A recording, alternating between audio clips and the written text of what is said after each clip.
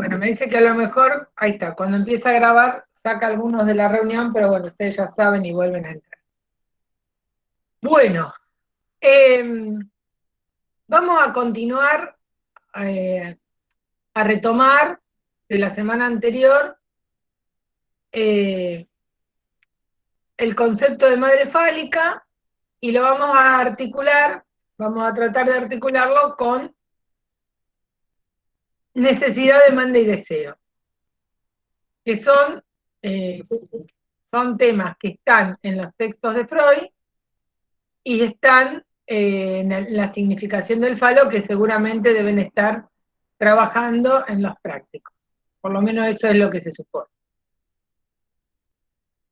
Bien, una de las cuestiones eh, que veníamos trabajando era la diferencia entre pulsión e instinto, ¿sí?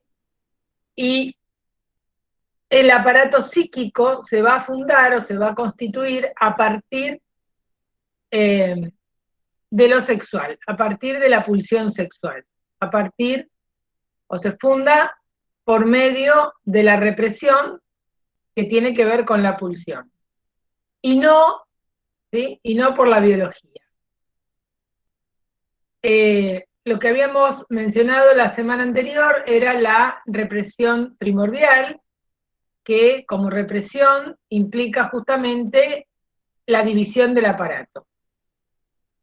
Cuando hablamos de división del aparato, ya estamos haciendo referencia, ¿sí?, a fundar el aparato. Esta represión primordial es un concepto lógico, ¿sí? Y que se va a poder reconocer sobre esta represión primordial retroactivamente, es decir, a partir de la represión secundaria y el retorno de lo reprimido.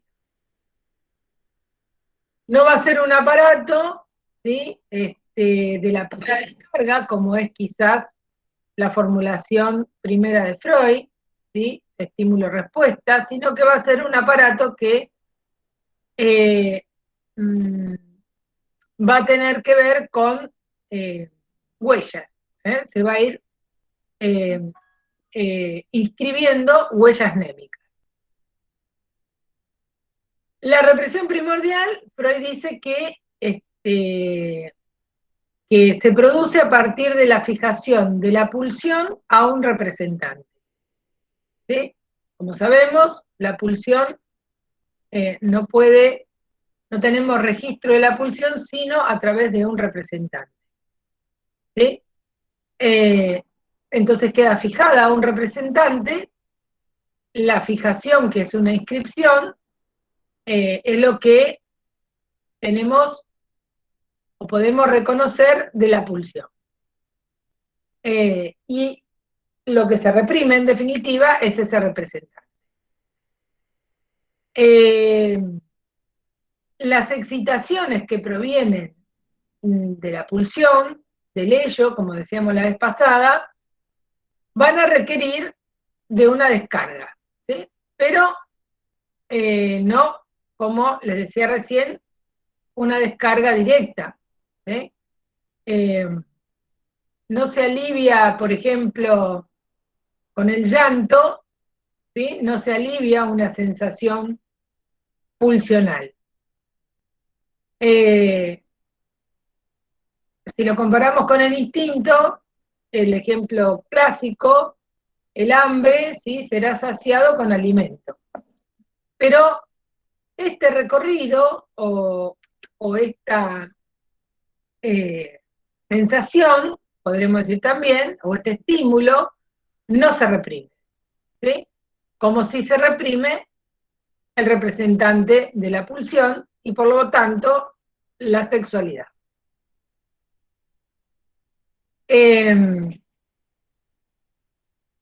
Entonces tenemos como dos estímulos. El estímulo producido por la excitación biológica del hambre y su cancelación, ¿sí? Diferente, ¿sí?, a el estímulo producido por la pulsión, donde tomará otro camino. Así que entre el estímulo, ¿sí? O la excitación, o sea, la insatisfacción creada, no se va a anular nunca por la satisfacción obtenida. O sea que la satisfacción obtenida no va a cubrir nunca totalmente la satisfacción buscada. Y estas cuestiones quedan asociadas a huellas némicas, dice Freud, también podemos decir imagen acústica, es decir, no anula la marca que se produce. Entonces, va a haber una diferencia entre la satisfacción buscada y la obtenida. Diferencia que implica, por un lado, un ciclo. La del alimento es un ciclo que ¿sí? Se va a repetir medianamente siempre igual, etc. ¿Y el plus? ¿Qué sería el plus? El plus tiene que ver con lo que Freud, por ejemplo, dice, respecto del alimento, dice, el plus será el chupeteo. ¿Sí? Entonces, son dos marcas que entre sí son irreductibles. No tienen el mismo trayecto. ¿Sí? Responden a trayectos diferentes. Uno es el de la necesidad y otro trayecto es el pulsional. Entonces, yo les decía, está la diferencia entre la satisfacción buscada y la satisfacción obtenida, eso produce una diferencia que podríamos decir, en sentido matemático, podríamos decir es una resta, ¿sí? Diferencia como resta, se resta una de la otra. Podríamos decir, aparece como resto, o como también Lacan va a llamar residuo más adelante. ¿Sí? Ay, ¿qué pasó? Tengo abierto algo que me aparecen carteles por todos lados. Bueno, entonces, tanto para la cancelación de la necesidad, que de nuevo seguimos usando como modelo el alimento, como para el resto de los estímulos, vamos a necesitar necesariamente de otro. Freud hace bastante hincapié en la larga dependencia del humano al otro para poder vivir. Esta dependencia va dejando marcas, improntas que vienen de ese otro.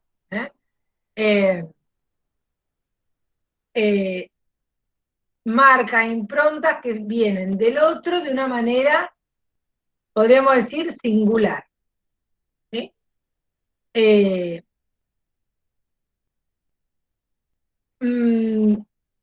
Singular porque tiene que ver, a ver, va a poder calmar el hambre, pero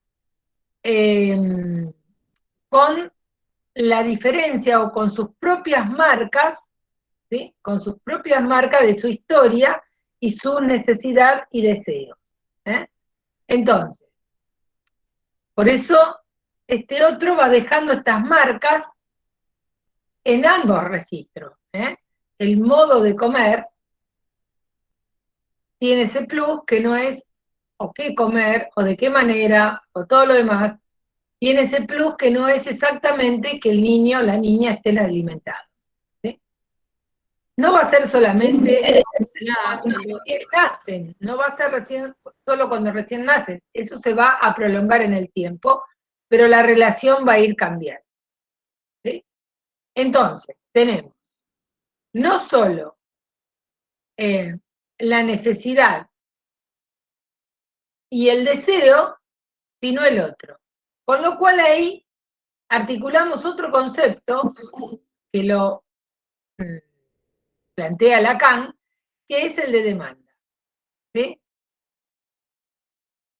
Por ejemplo, cuando un niño nace, el primer grito es un grito que podríamos decir de la pura descarga.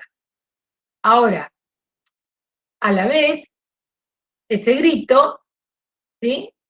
Puede convertirse o debe convertirse en llamado para alguien, es decir, para otro.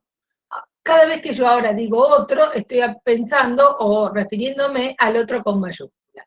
Ya vamos a explicar. Para otro que se sienta convocado por ese grito, ¿sí? Que se sienta convocado a responder. Si se siente convocado a responder, ese ya no va a ser cualquier grito, sino en todo caso, podríamos decir, para hacer una diferencia, un llanto. ¿Sí? Entonces, el llanto se convierte en llamado a otro, ¿sí? Que se sienta convocado a responder por ese llanto. Este lugar, este otro, ustedes lo vieron en el esquema lambda, ¿sí? El otro con mayúscula. Por lo tanto, después lo vamos a ir desplegando con algunos detalles más. Es un lugar, ¿sí? Cuando decimos otro, ¿no? Y podemos decir madre o maternar, lo cual no estamos hablando ahí, ¿sí? De género, estamos hablando de lugar. Entonces, este llanto será un llamado, ¿sí? Que ya no será una señal instintiva, ¿sí? Al ser un llamado. Si es un llamado, ingresa al orden simbólico, ingresa a la estructura del lenguaje.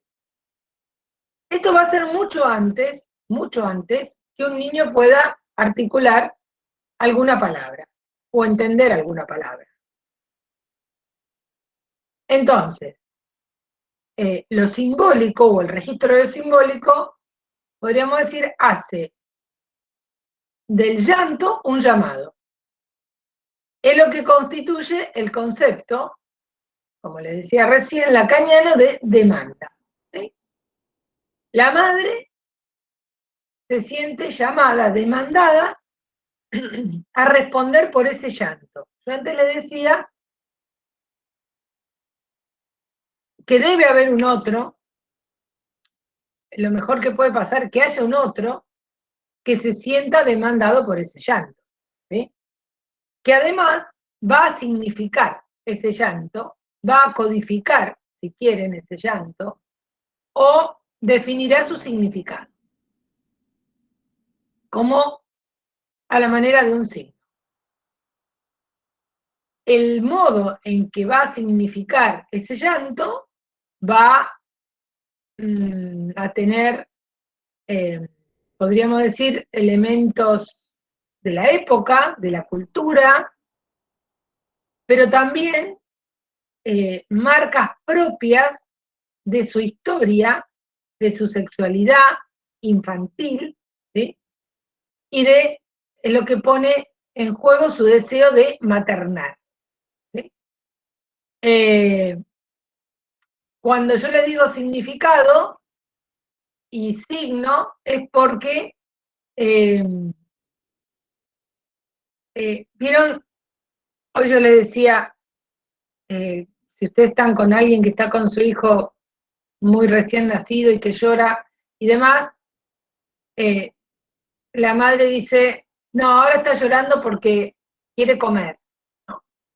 Después va a llorar y dice, no, ahora, no, bueno, no para de llorar porque está aburrido, quiere que le juegue, que le hable, ¿no? Qué sé yo, va diciendo.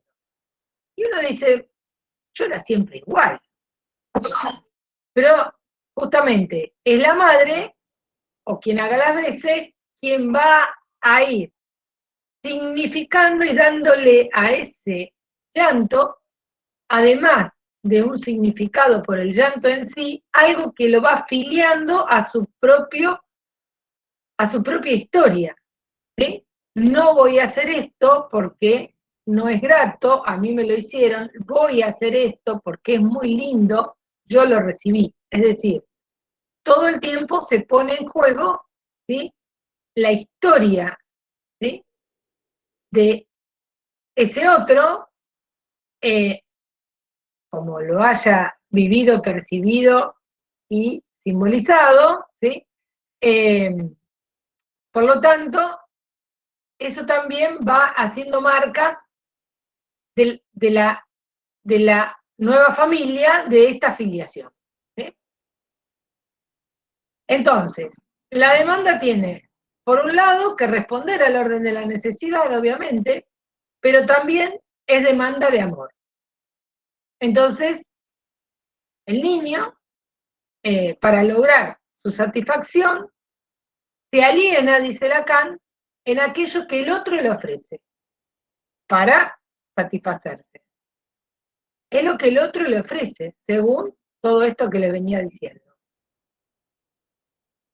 En esta relación, entonces, se va a ir conformando, se va a ir modelando, se va a ir tomando cuerpo el cuerpo, ¿sí?, del niño o niña. Entonces, uno puede decir, ahí se abre un juego de llamadas. Llamadas que, si bien pueden estar fuera de la palabra, está dentro del orden simbólico, ¿sí? Está dentro de la estructura del lenguaje. Por eso simbólico. Llamadas porque además la madre le da para que le pidan, para sentirse nuevamente demandada. Entonces yo le decía que entre la satisfacción buscada y la satisfacción obtenida había un resto, una diferencia, un residuo, y es ahí donde tenemos el origen, si se quiere, el origen del deseo, cómo se va a fundar este deseo, a partir de esto como resto o como diferencia. Quiere decir que va a haber un fracaso de la demanda, ¿sí?, un fracaso porque justamente como no se puede cubrir en su totalidad, fracasa. Eso es lo que le da lugar al deseo. Y fracaso porque el objeto de deseo no va a ser, entonces, ni el objeto de la satisfacción de la necesidad, ni tampoco la de amor de la demanda. Por eso, el deseo será esta diferencia, ¿sí?, como diferencia. Ese engranaje o ese orden o ese lenguaje que la madre ofrece, si bien lo ofrece en términos de signo, lo ofrece en términos de significado, como les decía, no es un lenguaje absoluto, no es un lenguaje perfecto, ¿sí? Con el tiempo va a ir apareciendo las muestras de la inconsistencia de ese otro, ¿sí? Que además el niño pone a prueba. ¿Podrías, perdón, profe, ¿podrías explicar esa parte, por favor? ¿Cuál? Cuando decías que con el tiempo se muestra una Iba al ejemplo. inconsistencia. Ah, perdón, Claro, claro. porque no entiendo por eso. Claro, porque el otro si es consistente, 100%, y significa 100%, que es imposible, pero bueno, este, todo lo que el niño diga, ¿sí?, no tiene ninguna fisura ese otro, sería un otro terrible, ¿sí? Por eso digo que el otro con el tiempo va a empezar a aparecer su inconsistencia, ¿sí? Y los niños apelan a ubicar esta inconsistencia. Freud da dos ejemplos. Uno dice, quieren que le cuenten un cuento, ¿no? Entonces, qué sé yo, le cuenta el cuento, pero como lo inventa o qué sé yo, lo cambia. Y el niño le dice, no, el conejo no era, era el gato. No, esto, le muestra sus equívocos, le muestra sus inconsistencias. Cuando el niño pregunta por qué, llega un momento que uno dice, no, no tengo idea, qué sé yo, por qué. No, bueno, basta decir, no sé. Muestra su inconsistencia. ¿Sí? Esto lo dice Freud, no hay ninguna. Y esto también da lugar entonces a la mentira. Cuando el niño puede mentir, te das cuenta que el otro no es absoluto. Lo que estamos diciendo es que este otro también está castrado, y está castrado por el lenguaje. ¿Sí?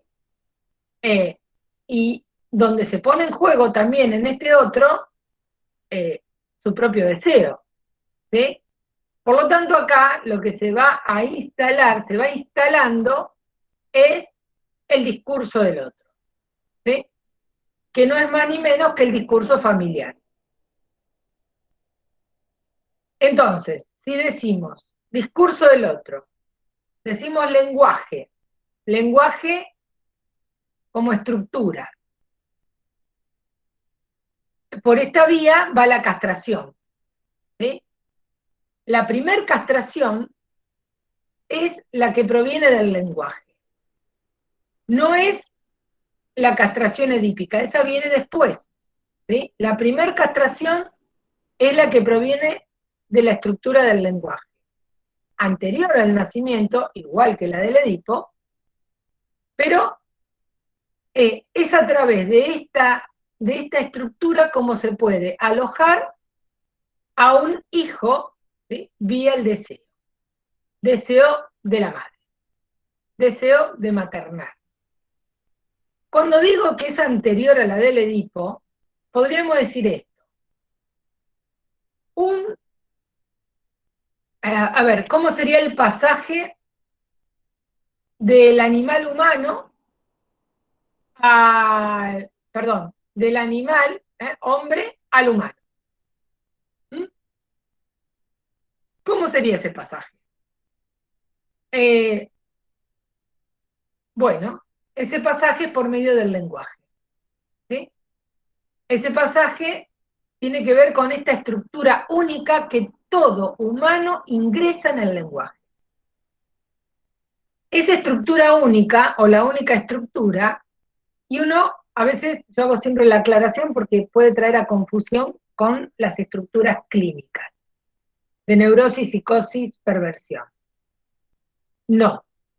La estructura única, la del lenguaje, sí o sí, todos pasamos por ahí.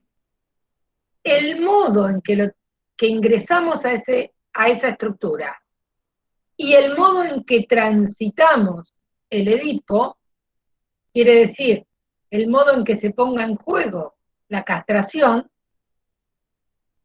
va a determinar las estructuras clínicas. ¿Sí?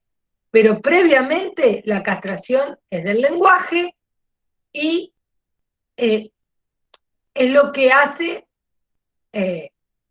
este pasaje a ser humano. ¿Sí?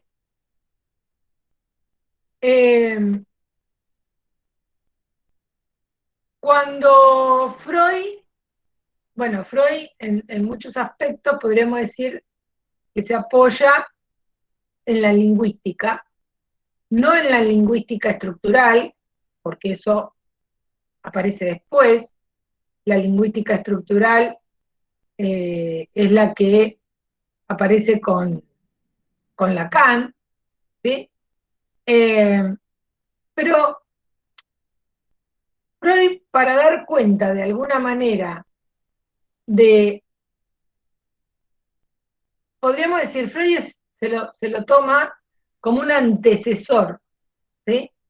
Del estructuralismo, si bien como movimiento aparece después. Pero, de alguna manera, él relaciona lenguaje e inconsciente. Él dice, lo inconsciente habla más de un dialecto. ¿Sí? Lo inconsciente habla más de un dialecto. Si nosotros tomamos esta afirmación de Freud, nos está diciendo que el psicoanálisis o en psicoanálisis se trata del lenguaje. Se trata del lenguaje, pero que este lenguaje tiene leyes, leyes de transformación de trabajo inconsciente. Quiere decir que para que este lenguaje, para que este dialecto pueda ser leído, hay que traducirlo. Por lo tanto, hay una relación entre lenguaje y traducción. Son inseparables para entender la relación al inconsciente. Ahora voy a retomar algunas cosas de esta, pero con esto Lacan y la lingüística estructural, ustedes habrán escuchado que él afirma que el inconsciente está estructurado como un lenguaje. Por lo tanto, sostiene o intersecta la lingüística estructural con los fundamentos freudianos. ¿Sí? Y cuando hace esto, entonces formaliza el concepto de inconsciente inventado por Freud.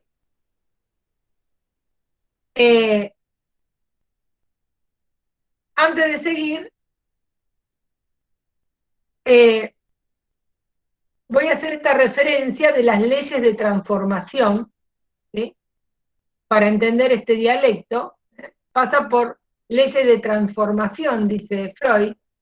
Las leyes del inconsciente, como ustedes deben haber visto, son la de metáfora y metonimia.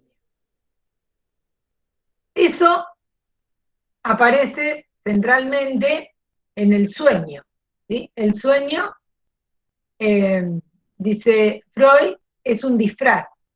Disfraz porque es un dialecto, ¿sí? Es decir, hay que leerlo, hay que traducirlo. ¿Cómo se compone el sueño? Se compone por estas dos leyes fundamentales, que son la condensación y el desplazamiento. Bueno, este es uno de los ejemplos del inconsciente, pero también conocemos que están como formaciones del inconsciente el lapsus, ¿sí? El olvido, el lapsus y el chiste. Ahí está el libro de El chiste y su relación con el inconsciente. Esa manera de proceder del inconsciente en el chiste, que también se formula por condensaciones y desplazamientos, ¿sí? Nos pone de manifiesto que el lenguaje tiene las mismas leyes, ¿sí? Que son condensación y desplazamiento. Que a partir de la lingüística estructural y la lectura que hace Lacan, él las va a mencionar como metáfora y metonimia. ¿Sí?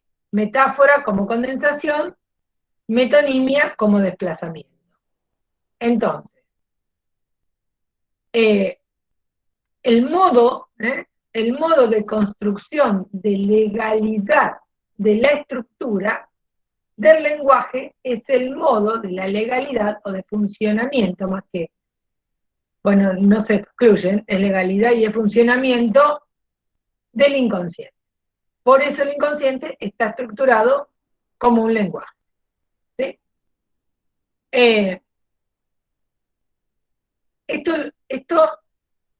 Esto se da cuenta Freud, de esto lo pone en relación Freud a esto, por eso habla del dialecto, e insisto, Lacan con el estructuralismo, y el estructuralismo tiene la equivalencia lenguaje-estructura, ¿sí? Entonces, Lacan ante esta equivalencia lo pone en juego por Freud con el inconsciente. Entonces, si tomamos la relación o la ecuación estructura equivalente al lenguaje con el inconsciente freudiano, nos queda el inconsciente está estructurado como un lenguaje. Pero también Lacan define el inconsciente como el discurso del otro, mayúscula.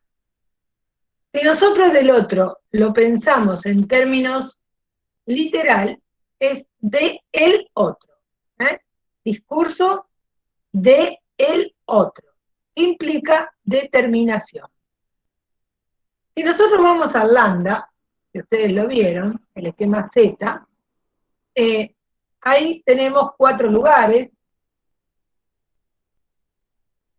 relaciones y funciones. Están los vectores, que veíamos tienen direccionalidad, porque un vector siempre tiene direccionalidad, y entonces tenemos que de este otro con mayúscula parten 2 vectores.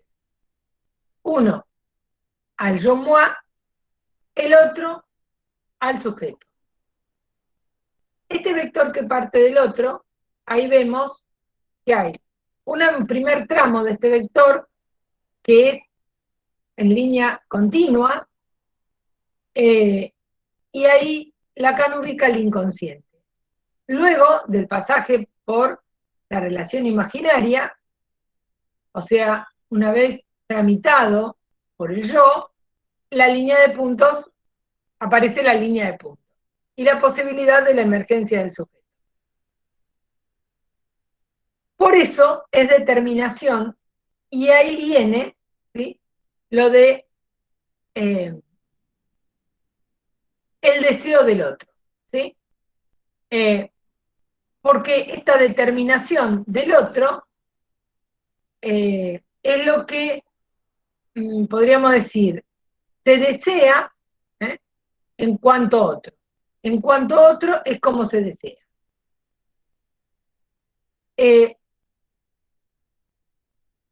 Lacan más adelante, ¿no?, en los textos que nosotros tenemos, se refiere a la pregunta que nosotros podemos decir, él habla de ¿qué me quiere?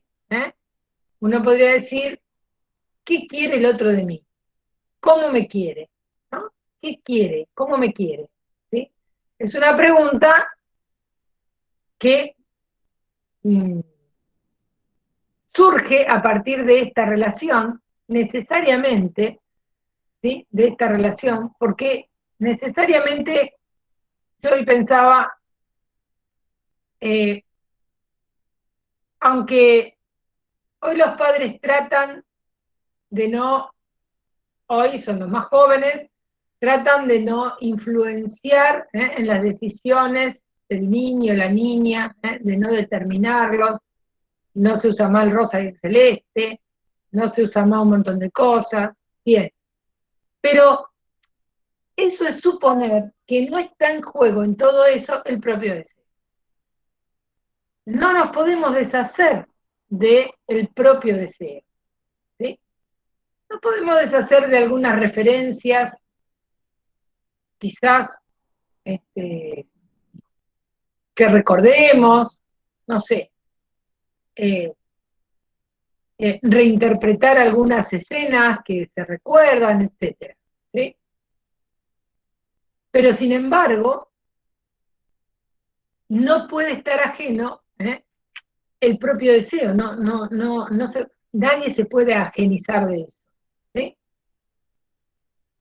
Entonces, todo esto pone en juego la relación al otro, este otro, primero, iniciático, primordial, primero porque viene primero, en orden, primordial porque es lo más importante, es el lugar materno. Por eso, primero Freud y luego Lacan hablan de madre fálica, ¿sí? Como veníamos ya señalando, no hay que entender a la madre fálica en el término de los sentidos de la madre, ¿sí? En el término de perceptivo, sino que tiene que ver, o del órgano, sino que tiene que ver con el significante falo. El significante falo es la inscripción de una falta. Es la inscripción, significante falo, es el significante de la falta. ¿Sí? Inscribe esa falta. Por eso es un significante fundamental para entender la relación a la madre, madre fálica, para entender ya no el Edipo como mito, sino la estructura edípica, ¿sí? Y por lo mismo la estructuración psíquica, y eso es lo que fundamenta la posición psíquica del sujeto, ¿sí? Vía la estructura de la castración, y por lo mismo la sexualidad humana. Ustedes van a ver, ya lo vamos a trabajar, a comentar, la significación del falo. Lacan comienza con el complejo de castración, no con el complejo de Edipo. ¿Sí?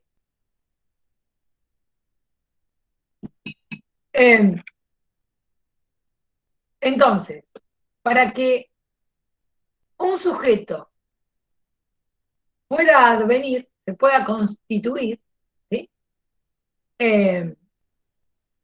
También el otro, perdón, también el yo.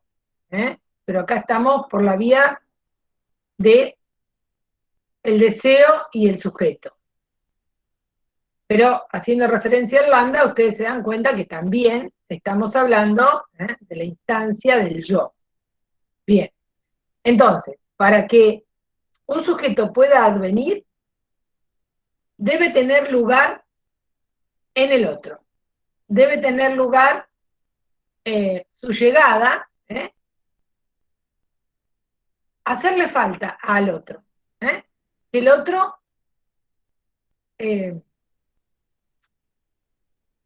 a ver, que haga falta, así, ¿sí? Por eso el recién venido o la recién venida va a ir a ese lugar, recién llegado al mundo, va a ir a ese lugar de la falta falo materno, ¿sí? Quiere decir que va a ir a ocupar este lugar del deseo materno. Por eso hay que poder maternar. Después eso lo toma en esos términos Lacan en ideas directivas. Porque tampoco la maternidad, ¿sí?, es natural, es instintiva. ¿Sí? Vieron que hay gente que dice, bueno, pero escúchame, ¿no? Es madre. Y eso no dice nada.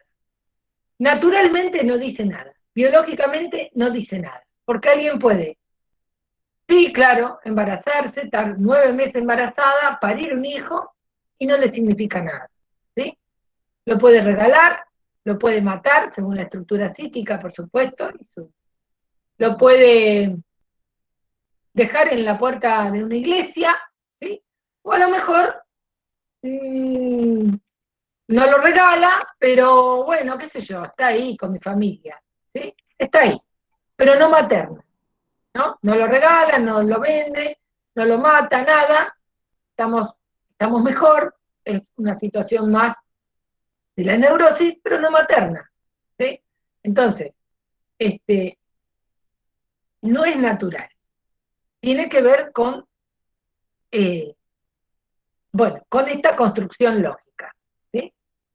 Por lo tanto, nuestro ser en el mundo es consecuencia de esta madre fálica, ¿sí? O quien haga las veces, insisto en eso.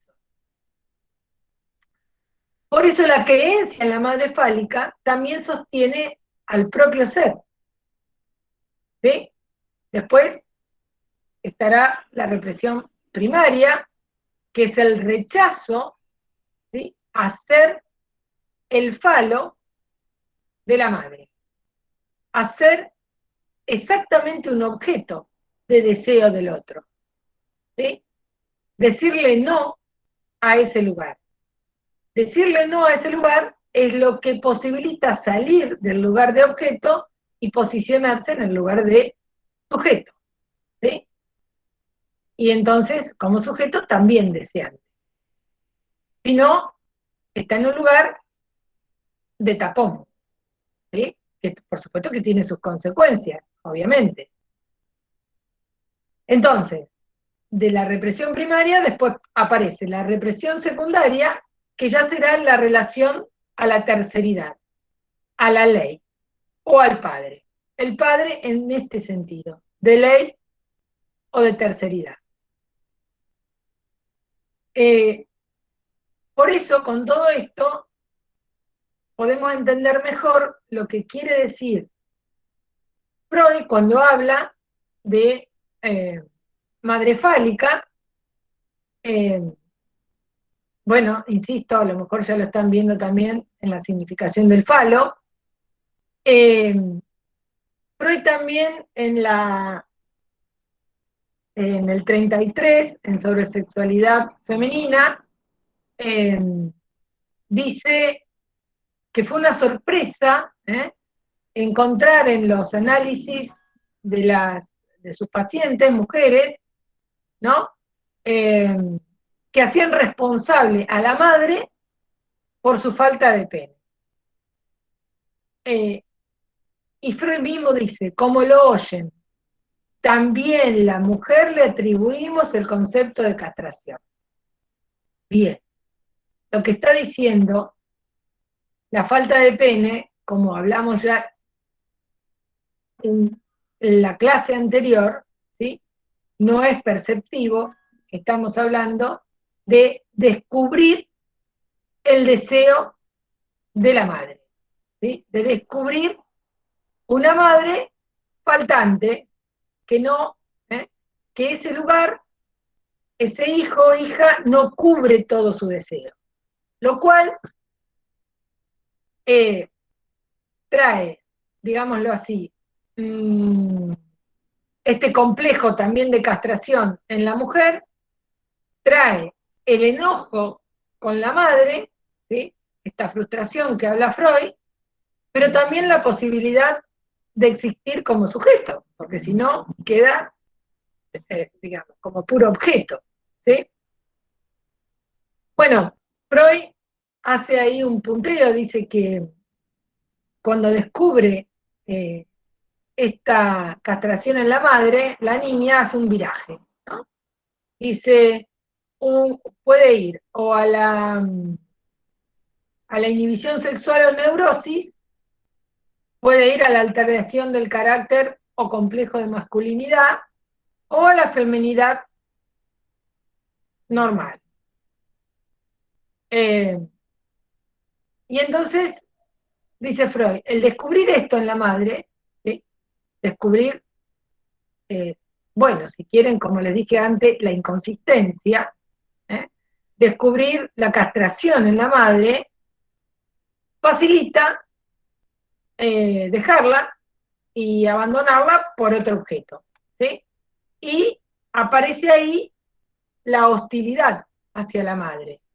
Por eso, en la niña, dice especialmente Freud, aparece una relación preedípica, a veces muy intensa, que demora en poder salir de esa relación y dirigirse a la terceridad.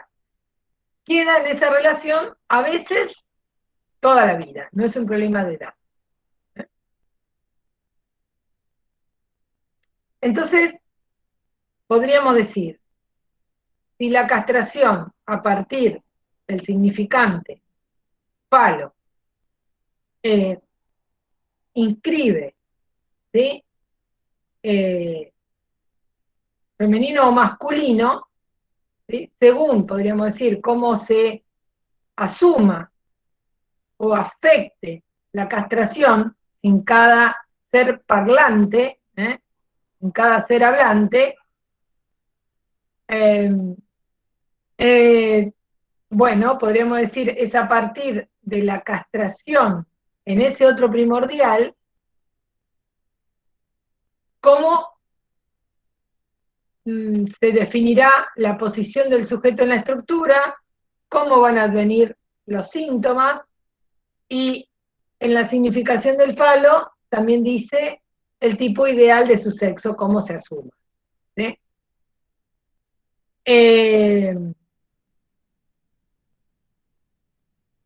Bien.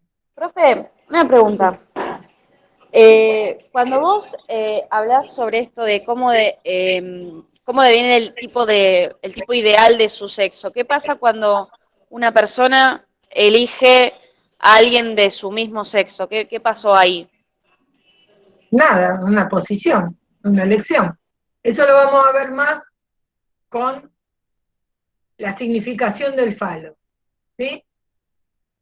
Bueno, acá Freud en un momento hace referencia, que se me olvidó, de la relación predípica de la madre, hiperintensa de la hija con la madre. Hay dos cuestiones ahí que se me olvidaron. Una es, la niña reconoce su castración porque reconoce la castración en la madre. ¿Sí? Entonces, dice, bueno, primero cree que le pasa solamente a ella, después reconoce que la madre está castrada y como la madre está castrada, ella también. Bueno, yo me había olvidado esta parte, pero ya que está, voy a involucrar la respuesta de lo que ella me está preguntando, y uno podría decir lo siguiente. Alguien en esta posición puede recurrir a esta terceridad, salir de esa relación, ¿sí? E ir a buscar al padre en esa terceridad como ley, como decíamos la clase anterior, o quedarse ahí, ¿sí? Quedarse en esa posición, ¿sí? E identificarse a la madre.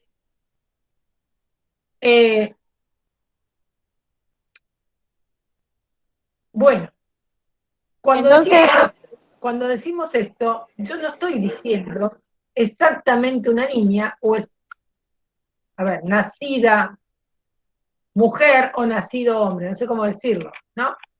Sino la posición. Eso después será con quién se identifique, ¿sí? Si se identifica con la madre o se identifica con el padre, pero que a la vez tampoco eso determina exactamente cuál va a ser el objeto de su deseo. Son anticipaciones que lo vamos a ver después con el seminario 5 y los ejemplos que hay ahí. Porque alguien puede ser una mujer que se identifica como mujer, pero tiene posiciones que podríamos decir son masculinas. Así que no es una cuestión tan prolija, ¿sí?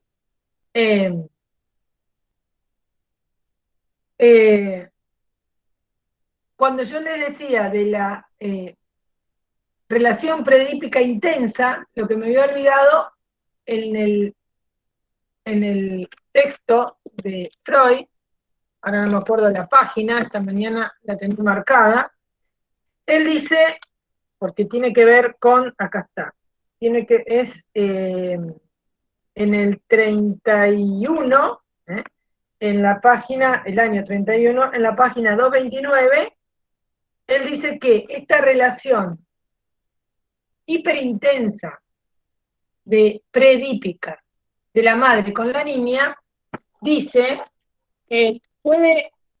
dice, tener, bueno, el germen de la angustia, etcétera, pero dice, esta dependencia de la madre se halla el germen de la posterior paranoia de la mujer. Se halla el germen de la posterior paranoia de la mujer. Y ahí en el pie de página hace referencia al texto, ¿sí?, que vimos en la primera unidad, un caso de paranoia que contradice la teoría. En aquella oportunidad lo vimos por el tema epistemológico, y acá lo estamos viendo por esta relación predípica intensa. ¿Sí? Esta cuestión también, que uno podría decir, en este caso es una paranoia, bueno, con construcción del delirio, pero también la idea de que siempre está la otra, bueno, esa otra quizás, ¿sí?, tiene que ver con esta paranoia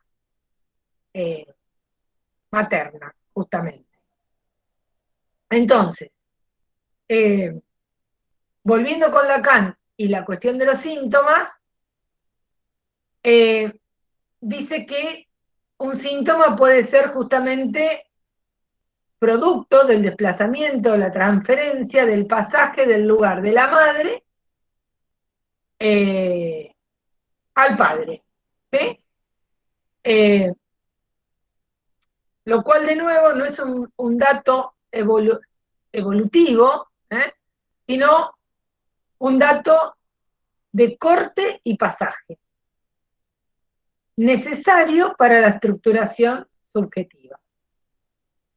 La madre, con su propia castración, cuando decimos con su propia castración, ¿qué quiere decir? Que reconoce el niño la castración o niña en la madre.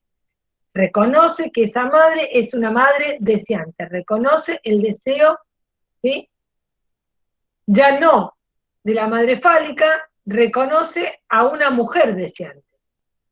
¿Está? Por lo tanto, tenemos esta división entre madre y mujer. ¿Sí? Entonces, y esto está en ideas directivas. Cuando esta madre, entonces, desea más allá de este hijo, le está dando lugar a una terceridad. ¿Sí? O, en la estructura más clásica, al padre como interdicción. Interdicción entre estos dos. ¿Sí? Es decir, se instala la ley. ¿Se instala qué ley? La ley del incesto. ¿Sí? Bueno, y obviamente tenemos en todo esto, entre la castración y el incesto, la cuestión del Edipo. ¿Sí? Bueno, a partir de acá pueden empezar a aparecer o a formularse las sustituciones. ¿Sí?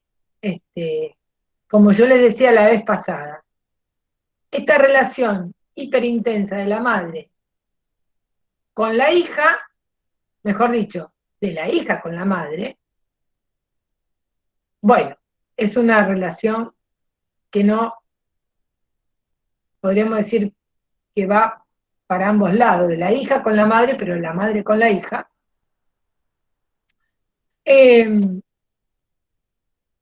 Esta relación se puede continuar, dice Freud, toda la vida. Quiere decir que una pareja o un marido puede venir a sustituir esta relación. Eso es un dato muy interesante de leer en Freud. ¿Por qué? Porque, dice Freud, está en los capítulos de esto de feminidad que ustedes tienen que leer. Freud dice, bueno, puede ser que el primer marido, ¿sí?, venga al lugar del sustituto materno. Y entonces va a discutir y tener una muy mala relación con este marido, que se desplaza de la relación de la madre a este marido. Por lo tanto, con este marido se va a llevar bien con la madre, porque esa relación se trasladó al marido. Y dice, quizás, dice Freud, ¿no?, en una segunda oportunidad, con un segundo marido, herede ya la relación al padre, es decir, a la terceridad. Así que, cuando ustedes lean esto, léanlo muy detalladamente, porque es muy interesante pensarlo, porque ahí ya Freud, sin mencionarlo, está diciendo, ¿sí?, que las relaciones no es que no, porque si un marido puede sustituir la relación a la madre, no es un problema de género, sino de relaciones. ¿Sí? Bueno, Vamos a ver si hay preguntas. Bueno. Profe, Perdón, Dana, no vamos a trabajar hoy, ya terminamos. El otro con mayúsculas, sí, después creo que lo aclaré. Desde sus huellas. Claro, calculo que lo que está hablando acá, Irina, desde sus huellas, claro. A ver, todo hacemos desde nuestras huellas, desde nuestra historia, desde nuestro recuerdo, de nuestras marcas, desde nuestro deseo. No podemos evitar pensar, actuar. ¿eh? ¿Podemos cambiar de alguna idea u opinión? Sí, claro. ¿Podemos descargar unos significantes y cargamos otros ya para reinterpretar, reinventar aquellos recuerdos infantiles? Sí, claro, por supuesto. Y eso puede ir modificando el análisis, pero no es sin no es sin toda esa historia. Entonces, ¿cómo se adopta? Y digo adopta con todo el peso de la palabra porque un hijo propio también hay que adoptarlo, porque por eso decía que hay gente que lo regala. Bueno, entonces no lo adoptó, aunque lo haya parido, ¿no? Entonces, creo que en un lugar, Lacan dice, si mal no recuerdo, creo que el seminario 12 dice, todo hijo de un hijo adoptado. Entonces uno dice, ¿cómo? No, yo lo parí. Sí, pero hay que adoptarlo. ¿Sí? ¿Y cómo se adopta? ¿Cómo se aloja? Bueno, no puede ser sino con el deseo propio y con las marcas, como decía Irina, propias. Eso es así. Esas marcas, sí, pueden ser a favor o en contra de las que uno recibió, pero es con las que uno recibió. ¿No? Yo no le voy a decir a mi hijo lo que me dijeron a mí. Perfecto. Pero, ¿desde dónde digo que no? Yo voy a hacer lo mismo porque a mí mis padres me dieron esta posibilidad. Perfecto. Pero ¿de dónde digo que sí? ¿No? Y aunque no lo diga, aunque yo diga, no, vos estudia lo que quieras, pero yo le estoy diciendo que estudie, por ejemplo. No, a mí me da exactamente igual, ¿sí? Pero aunque, a ver, cuando empezamos la clase hablamos de el lenguaje sin palabras, ¿sí? Quiere decir que ese lenguaje se transmite de todas maneras. Tratemos o no tratemos de señalarlo. Así que no podemos evitar que el deseo se ponga en juego en esta relación. Y si no, no sé si hay filiación, ¿no? Así que, bueno, hay que tener ciertas referencias. ¿Puedo hacer una preguntita? Sí, dale. Me quedé o me perdí o no sé, o no terminé de entender cuando hablabas de castración por el lenguaje previo a la del Edipo. ¿Es en qué lugar, entre comillas, en qué lugar lo ubicamos? Me quedé ahí como que no terminé de entender. Lo ubicamos, esto es más en términos lacanianos, obviamente, ¿sí? Pero es lo que yo le decía, es el ingreso del animal al humano, ¿sí? En los animales no hay lenguaje. Uno dice, no, sí, mi perro entiende tal cosa, sí, pero no hay lenguaje. No se puede hacer un chiste, no hay formaciones del inconsciente. Digo porque son las mismas leyes de uno con el otro. Para entrar, para humanizarse, necesariamente ingresamos a la estructura del lenguaje. Y ahí ya perdemos, ahí ya estamos en falta, si quieren. Ahí ya es la primera castración, porque perdemos el cuerpo real por uno, ¿no? En principio hablado. Entonces, para que entiendan, no sé si es necesariamente hablado, pero para que entiendan cuando este deseo de la madre y del padre es muy anterior, pero muy anterior, quizás a tener un hijo o hija. Esto hasta en la adolescencia, alguien piensa, cuando yo sea madre, cuando yo sea padre, algún día quiero tener un hijo. ¿Sí? Ahí ya está, fíjense, ¿no? Ahí ya empieza a alojar muy antes a quien venga. Y quizás ni siquiera sabe con quién, porque a esa edad, a lo mejor todavía ni sabe quién va a ser. Pero dice, no, a mí me gustaría que fuera aquella escuela, no, mejor la pública, porque la otra no me gusta, porque aquella tiene... ¿No? Después a lo mejor hace otra cosa, no importa. Pero ya fíjense desde dónde esto se viene conformando. Se viene, es porque es de la historia necesariamente infantil, por eso yo tengo un escrito, pero más allá de mi escrito lo podemos leer en Freud, la sexualidad adulta es la sexualidad infantil. No que nos comportamos como infantiles, sino que esto tiene que ver con esta impronta. Bueno, si les parece, cortamos acá, porque hay gente que tiene... En realidad, me quedó un bache en los apuntes. Cuando dijiste que Lacan define el inconsciente como discurso del otro, y que este tiene dos vectores, que son el yo-moi y el sujeto, y ahí como que me quedé. Bueno, ahí tenemos dos cuestiones a definir. El discurso del otro, ¿sí?